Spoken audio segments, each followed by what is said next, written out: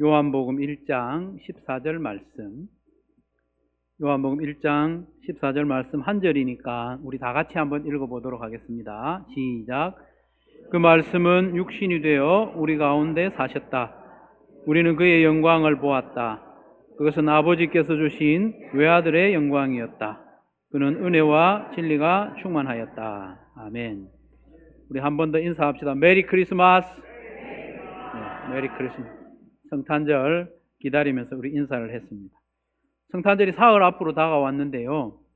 근데 요즘 성탄절이 되면 교회보다는 교회 밖이 훨씬 더 화려하고 일찍 또 장식하고 요란한 것 같습니다. 왜 그런 것 같아요? 제일 먼저 장식하는 데가 어딘 것 같아요? 예. 백화점 보면요. 11월 달부터 하는 것 같아요. 화려하게. 왜 장식하는 것 같아요? 매출을 위해서 하는 것 같아요. 매출.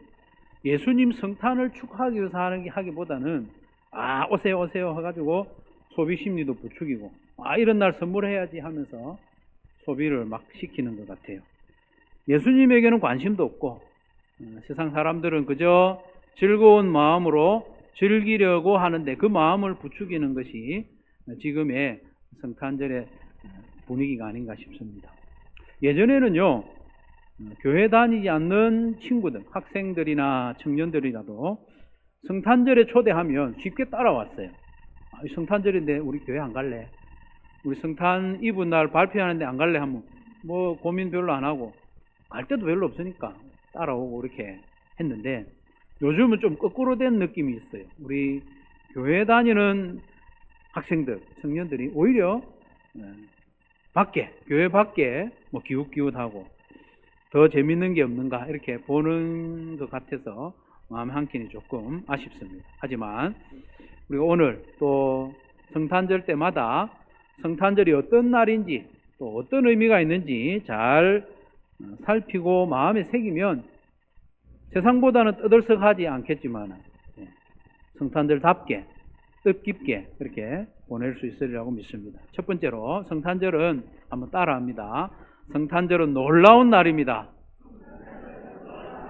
성탄절은 정말 놀라운 날입니다. 말씀이 육신이 된 날이죠. 말씀이 육신이 됐다고 하는 것은 하나님이신 예수님이 사람으로 태어나신 정말 기적적인 신비한 날입니다. 신비한 날. 요한복음 1장 1절에 보면 이렇게 말씀합니다. 태초에 말씀이 계셨다. 그 말씀은 하나님과 함께 계셨다. 그 말씀은 하나님이셨다. 이렇게 말합니다. 말씀이라고 번역한 로고스라는 이 헬라 단어는요, 누군가의 입에서 나오는 말씀, 그 정도만 의미를 가진 게 아니에요. 번역을 이렇게 해놓으니까 이 말씀, 이렇게 고정관념을 가지고 있으면 이 로고스에 대한 이해가 장애를 받게 되는 거예요. 요한복음 1장 1절과 요한 1서 1장 1절의 문맥상을 보면 로고스는 그 한정된 의미만 가진 게 아니고 오히려 어떤 존재, 그것도 인격적인 존재를 의미하는 것을 알 수 있어요. 누군가의 입에서 나온 말이라기보다는 인격적인 그 존재, 말이 아니고 그 메시지를 전해주는 메신저. 예수님은 메신저로 오셨거든요.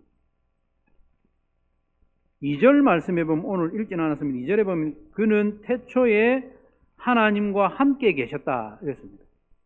말씀이 태초에 하나님과 함께 계셨다 이렇게 말하는 걸 보면 단지 이 말씀이 말이 아닌 건 아시겠죠? 함께 있었으니까 인격을 가진 분이죠. 성부 하나님과 동등한 위격의 신적 존재임을 알 수 있습니다. 하나님과 함께 계신 분이, 하나님과 함께 계셨던 분이 사람으로 태어나셨다 그 말이죠. 그리고 3절에도 보면 그분이 어떤 분인가를 조금 더 설명해 주고 있는데 그가 없이는 창조된 것은 하나도 없다. 이 말은 뭡니까? 하나님과 함께 계셨는데 그분이 천지를 창조하시는 모든 일에 함께 하셨다. 그분은 창조주 하나님이시고 그분은 성자 예수님이라는 것을 가르쳐 주고 있습니다. 그렇기 때문에 성탄절은 창조주 하나님, 삼위 하나님 가운데 한 분이신 예수님이 사람으로 태어나신 놀라운 날입니다. 성탄절은. 하나님이신 예수님이 사람으로 오시되 그것도 우리처럼 이렇게 성인으로 오신 게 아니고 갓난아기로 누군가 돌봐주지 않으면 생존조차 불가능한 갓난아기로 태어나고 약한 자로 태어나셨고 여관에도 못 있고 짐승의 우리에서 태어나셨고 구유에 누워 계신 아주 낮은 가장 낮은 자리에 오셨다는 것을 보면 정말 놀라운 날입니다. 그리고 요한 1서 1장 1절과 2절에 보면 비슷한 표현이 나옵니다. 그게 조금 더 설명이 나오는데 요한 1서 1장 1절과 2절 태초부터 있는 생명의 말씀에 관하여, 여기서도 말씀이라고 번역하고 있죠. 예수님이죠. 말씀에 관하여는 우리가 들은 바요, 눈으로 본 바요, 자세히 보고 우리의 손으로 만진 바라. 이 생명이 나타내신 바 된지라. 이 영원한 생명을 우리가 보았고 증언하여 너희에게 전하노니 이는 아버지와 함께 계시다가 우리에게 나타내신 바 된 이시니라. 이렇게 말씀하고 있습니다. 이 예수님에 대해서 어떻게 설명합니까? 우리가 들은 바요. 이 말씀만을 이야기하는 게 아니에요. 그분이 하시는 말씀을 우리가 들었다. 특별히 눈으로 봤다는 말이에요. 여러분 말은 눈으로 못 보죠. 그러니까 이 로고스라는 의미가 단지 말씀만의 의미가 아닙니다. 예수님을 말하는 거죠. 그리고 특별히 손으로 만져봤대요. 손으로. 말씀을 손으로 만진 사람은 아무도 없습니다. 그 예수님이 사람으로 몸을 가지고 오셨기 때문에 손으로 만져볼 수 있었다. 그렇게 증언을 하고 있습니다. 이처럼 성탄절은 정말 상상도 못할 일이 일어난 날이잖아요. 하나님이 사람의 몸을 입고 오신 놀라운 날이고 신비한 날입니다. 여러분 인생을 지금까지 살아오면서 놀라운 일을 종종 경험하셨죠? 내 평생에 이렇게 놀라운 일은 없었다 하는 한 가지만 뽑는다 해도 그 아무리 놀라운 일이라도 예수님의 성육신, 성탄절에 사람의 몸을 입고 태어나신 이 일에 비하면 아무것도 아닙니다. 태평양 모든 바닷물 중에 한 방울 물과 같습니다. 예수님의 성육신, 성탄에는 비할 바가 못 됩니다. 그만큼 성탄절은 놀랍고 신비한 날입니다. 성탄절보다 놀라운 날은 없습니다. 두 번째로 성탄절은 복된 날입니다. 놀랍기만 한 날이 아니고 복된 날이에요. 복된 날. 그 이유는 예수님이 이 땅에 태어나신 목적 때문입니다. 목적. 요한복음 1장 4절 5절 말씀해 보면 예수님이 사람으로 이 땅에 태어나신 목적은 생명을 주기 위해서 오셨다고요. 생명. 생명을 주기 위해 오셨다는 것은 우리에게 생명이 없었다는 말이죠. 그리고 이어지는 말씀대로 보면 어두운 세상에 빛을 주기 위해서 오셨다는 거예요. 이 세상은 어두운 세상이기 때문에 예수님은 빛으로 오셨다. 아담과 하와가 하나님께 반역함으로 인해서 영적으로 즉각 죽었습니다. 하나님과의 관계가 단절됨으로 죽었습니다. 영적으로 이미 죽었고 또 이어서 육신의 죽음을 피할 수 없는 존재였습니다. 육신은 다 죽게 돼요.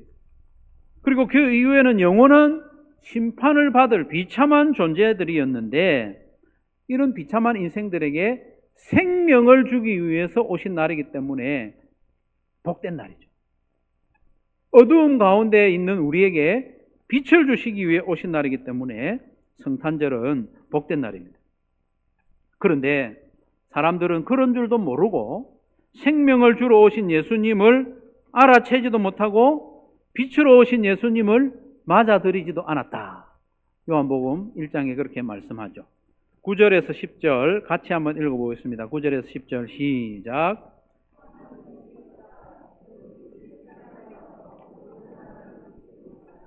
그는 세상에 계셨다. 세상이 그로 말미암아 생겨났는데도 세상은 그를 알아보지 못하였다. 그가 자기 땅에 오셨으나 그의 백성들은 그를 맞아들이지 않았다. 아멘. 우리 주변에는 생명을 주러 오신 예수님을 아직 알아차리지 못하는 사람들이 많습니다. 맞아들이지 않는 사람도 많습니다. 성탄 장식은 교회보다 훨씬 더 밝고 화려하게 해놓았지만 이 세상에 있는 사람들은 참 빛으로 오신 예수님을 알아채지도 못하고 그를 맞아들이지도 않습니다. 너무 놀라운 소식이기 때문에, 너무 기적 같은 일이기 때문에 믿어지지 않는 겁니다. 오늘 본문 앞에 나오는 12절 말씀에 보면 참 복된 말씀이 나와요. 참 복된 말씀. 같이 한번 읽겠습니다. 시작. 그러나 그를 맞아들인 사람들, 곧 그 이름을 믿는 사람들에게는 하나님의 자녀가 되는 특권을 주셨다. 익숙한 개역개정도 한번 읽습니다. 시작. 영접하는 자, 곧 그 이름을 믿는 자들에게는 하나님의 자녀가 되는 권세를 주셨으니. 아멘. 예수님을 믿고 예수님을 구주와 구세주로 영접하면 생명을 얻는다고. 생명을 얻을 뿐만 아니라 하나님의 자녀가 되는 특권, 하나님의 자녀가 되는 권세를 주신다고 말씀하고 있습니다. 여러분, 예수님을 믿는 저와 여러분은 보통 복을 받은 사람들이 아닙니다. 여러분. 예수님을 믿는 저와 여러분들은 하나님의 자녀가 되는 특권, 하나님의 자녀가 되는 권세, 놀라운 복을 받았음을 믿으시기를 바랍니다. 그러니 성탄절은 복된 날 중에서도 복된 날입니다. 하나님의 자녀가 되는 복을 주기 위해서 오신 날이기 때문이죠. 하나님의 자녀가 되는 복의 의미를 14절 말씀, 오늘 본문이 좀 더 깊이 설명을 하고 있는데요. 14절 제가 다시 한번 읽습니다. 그 말씀은 육신이 되어 우리 가운데 사셨다. 놀라운 말씀입니다. 예수님이 몸을 입고 오셔서 사람들 가운데 사셨다는 거예요. 하나님이. 우리는 그의 영광을 보았다. 그것은 아버지께서 주신 외아들의 영광이었다. 그는 은혜와 진리가 충만하였다. 아멘. 하나님이신 예수님이 사람의 몸을 입고 오셔서 우리 가운데 거하시고 우리와 함께 사시는 것보다 더 큰 복이 없습니다. 이것이 예수님이 우리에게 주시는 복의 실제 내용입니다. 하나님이 우리와 함께 사시는 것, 이게 복이에요. 이게 복이라고 하면 성도들 중에서 야, 그게 무슨 복이지? 이렇게 생각할 수 있는데 하나님이 우리에게 주시는 복은 이거예요. 우리와 함께 거하시는 것, 우리와 함께 사는 것, 우리가 하나님의 자녀가 되고 우리가 하나님의 가족이 되는 것, 이게 하나님이 우리에게 주시고자 하는 복입니다. 복. 근데 이걸 복으로 여기지 않고 다른 복을 추구하다 보면 믿음 생활을 하면서 갈등이 종종 생겨요. 이걸 복으로 생각하지 않고 다른 복을 추구하면 종종 낙심이 됩니다. 왜 복을 안 주시느냐? 복을 주셨는데 주신 복은 복으로 여기지 않고 다른 복을 추구하는 경우가 들어있는 겁니다. 하나님의 자녀가 되는 복은 하나님의 모든 것을 상속하는 의미도 있지만 그보다도 본질적인 것은 하나님과 함께 사는 거예요. 우리가 하나님께 가까이 나아갈 수 있고 하나님 안에 거하고 하나님이 우리 가운데 거하시는. 가족이 뭡니까? 가족은 같이 사는 거잖아요. 하나님이 우리 가족이 되어주셨어요. 우리를 하나님의 가족으로 삼아주셨어요. 이보다 더 큰 복이 어디에 있습니까? 예수님은 우리에게 하나님의 자녀가 되고 하나님이 가족이 되게 하는 그 복을 주시려고 오셨어요. 성탄절에 주시고자 하는 복은 그겁니다. 그런데 여러분, 예수님이 사람으로 태어나시기만 하면 그 복이 우리에게 자동적으로 주어집니까? 그렇지 않습니다. 예수님이 하늘에서 이 땅으로 오실 때 복을 택배 기사처럼 들고 와서 전달해주는 그런 수준이 아니에요. 예수님께는 은혜와 진리가 충만했다고 말씀하잖아요. 은혜와 진리, 이 두 가지를 우리가 좀 잘 생각해 봐야 성탄절에 우리가 받은 복이 뭔지 좀 더 이해할 수 있습니다. 그 은혜와 진리로 우리에게 생명을 주시고 하나님의 자녀가 되는 복을 주셨는데, 여러분, 은혜가 뭡니까? 은혜. 은혜 우리가 잘 알죠? 은혜는 우리가 잘 아는데, 우리가 대체로 이해하는 바로는 자격 없는 자에게 베푸는 호의, 이게 은혜잖아요. 자격이 없는데 뭔가 좋은 호의를 베풀어 주는 그게 은혜입니다. 저주를 받아 마땅한 나를 용서해 주시고, 죄를 용서해 주시고, 천벌을 내가 받아야 하는데 예수님이 대신 받아주시고, 나는 마귀의 쫄개인데 하나님의 자녀 삼아 주시고, 이건 내가 도저히 받을 수 없는, 기대할 수 없는 호의를 베풀어 주신 거죠. 영적으로 완전히 죽어 있는 우리에게 생명을 주시고, 또 육신의 죽음을 피할 수 없는 우리에게 부활과 영생을 주시는 것이 은혜입니다. 하나님의 원수인 우리를 하나님의 자녀가 되게 해주신 것이 은혜입니다. 그런데 이 은혜는요, 우리가 받을 때는 거저 받는 공짜지만은 주실 때는 공짜로 주시는 게 아니라는 거예요. 택배기사가 택배 물건 툭 이게 전달해 주듯이 예수님이 복을 우리에게 주신 게 아니라는 거예요. 우리에게는 죄가 있습니다. 그래서 우리는 죄의 값을 치러야 되는 존재였죠. 우리의 죄를 깨끗하게 하지 않고는 하나님께 가까이 갈 수 없습니다. 그런데 이 죄를 씻어주겠다, 이 죄값을 대신 치러주겠다 약속하신 것이 구약의 은혜의 약속이죠. 창세기 3장 15절에 보면 하나님께서 우리에게 이런 약속을 하십니다. 내가 너희를, 물론 이건 사탄에게 하는 저주의 내용이지만 우리에게 주시는 약속이에요. 내가 너희를 마귀와 원수되게 하겠다. 아담과 하와가 범죄한 이후에는 마귀가 시키는 대로 살 수밖에 없어요. 마귀가 시키는 대로 그냥 고개 숙이고, 시키는 대로 온갖 죄를 다 짓고 그렇게 살 수밖에 없어요. 그 후손인 우리도 마찬가지죠. 그런 우리를, 내가 너희들을 마귀와 원수가 되게 해주겠다. 마귀와 원수가 되게 하시겠다는 건 하나님하고 다시 관계를 회복시켜주겠다는 약속이죠. 그 약속이 창세기 3장 15절에 나옵니다. 그 약속을 어떻게 하셨느냐? 내가 여인의 후손으로 하여금, 예수님이죠. 예수님으로 하여금 마귀를 짓밟고 너희를 구원해내겠다. 그 약속이 창세기 3장 15절이거든요.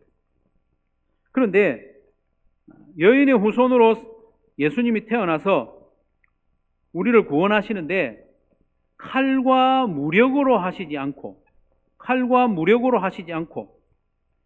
예수님이 십자가에 죽으심으로 우리의 죄값을 대신 지는 방법으로 하신다는 거예요. 이게 구약에 나오는 은혜의 약속입니다. 은혜의 약속. 창세기 3장 21절에 보면 주 하나님이 가죽옷을 만들어서 아담과 그의 아내에게 입혀주셨다. 에덴 동산에서 쫓아내기 전에 하나님이 짐승을 죽였어요. 피 흘려 죽였어요. 그리고 가죽을 벗겼어요. 그 가죽으로 옷을 만들어서 죄로 인하여 부끄러워하는 아담과 하와에게 입혀주셨어요. 이게 은혜의 약속입니다. 이와 같이 사람으로 태어나신 예수님이 짐승처럼 죽임을 당함으로 우리의 죄를 덮어주겠다, 우리의 죄를 씻어주겠다는 은혜의 약속이 창세기 때부터 이어져 나오고 있습니다. 구약 성경에 나오는 모든 그 은혜의 약속, 제사제도, 또 하나님을 만나는 절기, 이 모든 것들은 장차 우리에게 실제로 주어질 은혜에 대한 예표입니다. 예표. 상징이에요. 상징. 그리고 시청각 교제입니다. 시청각 교제. 우리에게 이해시키기 위해서. 그 시청각 교제와 같은 은혜가 실체로 우리에게 나타났는데 그게 바로 예수님이라는 거예요. 예수님이 바로 은혜의 실체입니다. 실체. 실체가 참이거든요. 참. 진리입니다. 예수님께 은혜와 진리가 충만하다고 했는데 여기 진리는 실체라는 뜻입니다. 진리라고 하면 거짓이 아니고 진리 이렇게만 생각하는 경우가 있는데 여기서는 실체라는 말이에요. 실체. 참 공허하지 않고 모형이 아니고 진짜 시청각 교재가 아니고 진짜로 오신 분이 예수님이라는 진리 알레테이아는 모형이 아니라 참이라는 뜻입니다. 창세기 3장 21절에 있었던 그 아담과 하와에게 입혀준 그 가죽 옷의 실체가 뭐냐? 진리가 뭐냐? 예수님이라는 거예요. 예수님은 이 땅에 탄생하실 때 그 가죽 옷의 실체로 우리에게 오셨어요. 그래서 우리로 하여금 예수님을 입도록 하는 거예요. 예수님으로 옷 입으라 하잖아요. 바로 그 말입니다. 번제와 속죄제와 화목제의 실체, 진리, 참, 그것의 참이 뭐냐? 예수님이. 장자의 죽음을 넘어가게 한 6월절의 어린 양, 6월절의 어린 양의 실체가 뭐냐? 진리가 뭐냐? 바로 예수님이라는. 하나님이 자기 백성들과 함께 거하시는 성막, 성전을 주셨는데 함께 계시는 그 실체가 뭐냐? 바로 예수님이라는. 예수님이 성전으로 오셨어요. 참 성전. 예수님이 진리입니다. 이처럼 율법은 그림자이고 진리는 육신이 되신 말씀, 예수님이라는 거예요. 그래서 예수님께는 은혜와 진리가 충만하더라. 모든 은혜가 진리, 참으로 우리에게 전해졌다. 예수님을 통하여. 그래서 예수님은 요한복음 14장 6절에서 내가 곧 길이요, 진리요, 생명이라고 했어요. 예수님이 바로 길이에요. 예수님이 바로 참입니다. 참. 진짜 배기. 모형이 아니라 진짜. 예수님이 생명이라는 거예요. 창세기로부터 약속된 구원의 은혜, 속죄의 은혜, 생명의 은혜의 실체요, 참이요, 진리로 오신 분이 바로 예수님입니다. 은혜의 약속의 실체로 오신 분이 예수님이기 때문에 예수님이 탄생하신 성탄절은 정말 우리에게 복된 날이 되는 겁니다.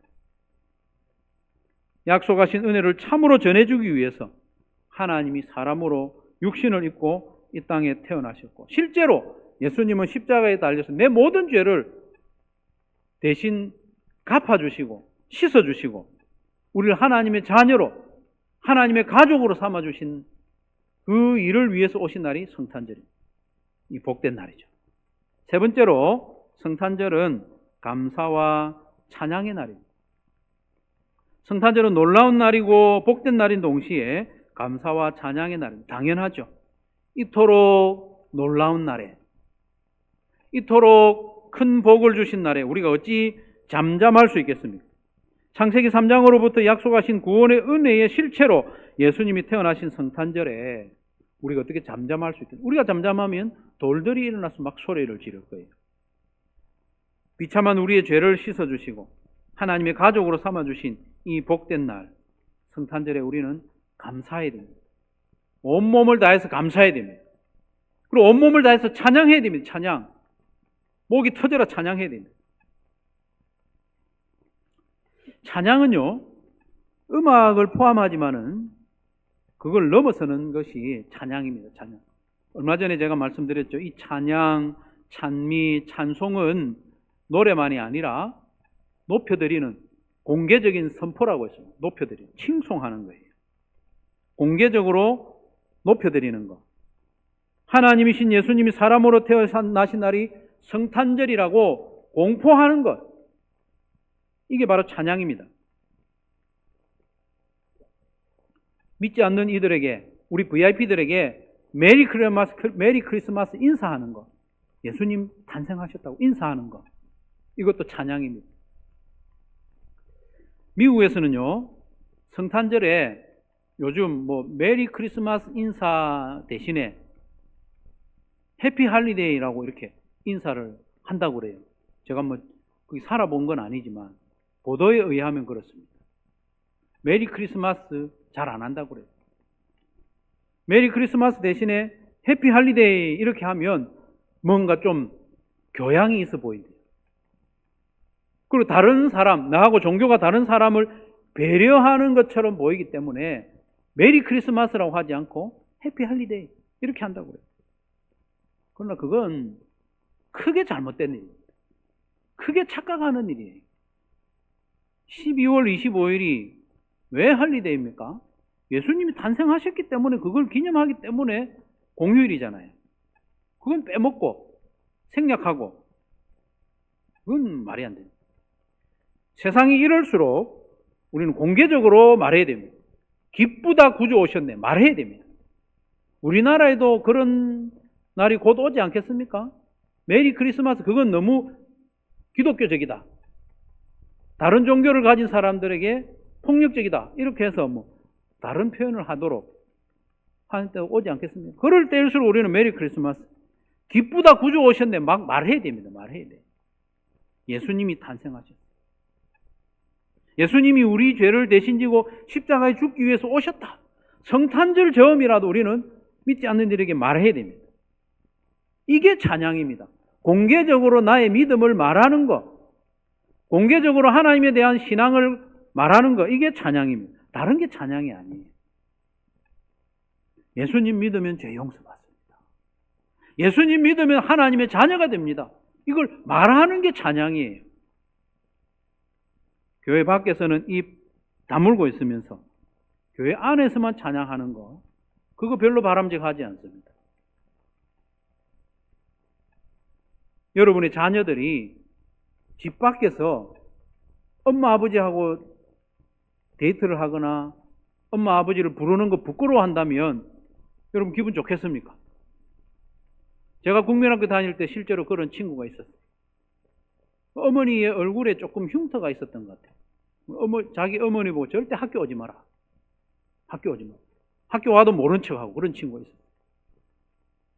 그 친구도 집에 가면 엄마 밥 달라고 하지 않겠습니까? 밖에서는 엄마 아빠를 부르지도 않으면서 집에서만 엄마 아빠를 부른다. 교회 밖에서는 하나님이 나의 주인이시고 예수님이 나의 구세주임을 말하지 않으면서 교회 안에서만 그렇게 하는 것, 우리 하나님께서 크게 기뻐하지 않을 줄로 압니다. 교회 밖에서 우리의 믿음을 공개적으로 고백하는 것이야말로 하나님이 기뻐하시는 찬양입니다. 꼭 노래를 해야만 찬양이 아닙니다. 그런 의미에서 전도는요, 강력한 찬양입니다. 강력한 찬양. 우리가 전도할 때 하나님이 기뻐 받으십니다. 공개적인 믿음 고백으로 인해서 혹시 우리가 이런저런 손해를 보고 조롱을 받는다면 그 자체가 하나님께 찬양으로 올라가는 거예요. 또 한 가지, 하나님이신 예수님이 사람이 되기까지 낮아지셨기 때문에, 성육신 하셨기 때문에 우리도 낮아지는 삶을 살 때에 하나님이 찬양을 받으시는 겁니다. 성육신 하신 예수님을 닮는 우리의 삶이, 그 삶이야말로 하나님께 찬양이 되지 않겠습니까? 우리의 신앙의 고백이 되지 않겠습니까?